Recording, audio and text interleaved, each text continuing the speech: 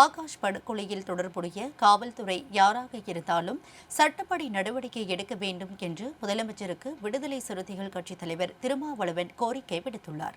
மதுரையில் செய்தியாளர்களிடம் பேசிய அவர், திமுக தலைமையிலான கூட்டணியை எதிர்க்கக்கூடிய வலிமை பெற்ற ஒரு அணி இன்றும் தமிழகத்தில் உருவாகவில்லை என்று தெரிவித்தார். தமிழ்நாடு முதலமைச்சர் அவர்கள் இந்த ஆகாஷ் படுகொலையில் தொடர்புடைய காவல்துறையினர் யாராக இருந்தாலும் அவர்கள் மீது சட்டப்படியான நடவடிக்கை எடுக்க ஆவண செய்ய வேண்டும் என்று கேட்டுக்கொள்கிறேன்.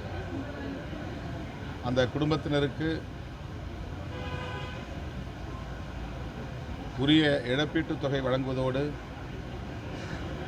குடும்பத்தில் ஒருவருக்கு அரசு வேலைவாய்ப்பு வழங்க வேண்டும் எனவும் கேட்டுக்கொள்கிறேன். தூத்துக்குடி அருகே ஒரு பள்ளி மாணவி, விளாத்திக்குளம் பகுதியைச் சார்ந்த பள்ளி மாணவி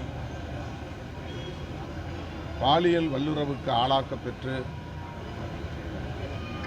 படுகொலை செய்யப்பட்டிருக்கிறார். அந்த வழக்கிலும் தொடர்புடைய குற்றவாளிகள் யாராக இருந்தாலும்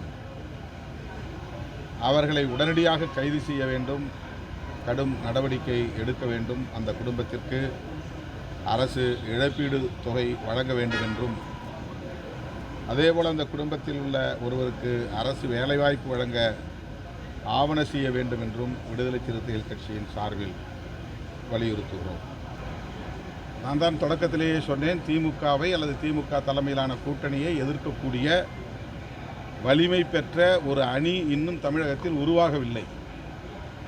அதிமுகவும் சிதறி கிடக்கிறது. அதிமுக கூட்டணி 2021 அமைந்த கூட்டணியும் இன்னும் முழுமையாக ஒன்று சேரவில்லை.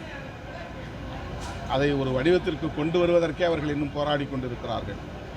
ஆகவே அதிமுக பாஜக கூட்டணி 2021 இருந்தவாறே அது முழுமை பெறவில்லை. அதிலும் அந்த கூட்டணியில் இருந்த தேமுதிக இன்றைக்கு திமுக கூட்டணிக்கு வந்துவிட்டது. எனவே திமுக தலைமையிலான கூட்டணியை எதிர்க்கிற வலிமை பெற்ற ஒரு மாற்று கூட்டணி அல்லது எதிர்கூட்டணி தமிழகத்தில் உருவாகவில்லை என்பதுதான் யதார்த்தமான உண்மை.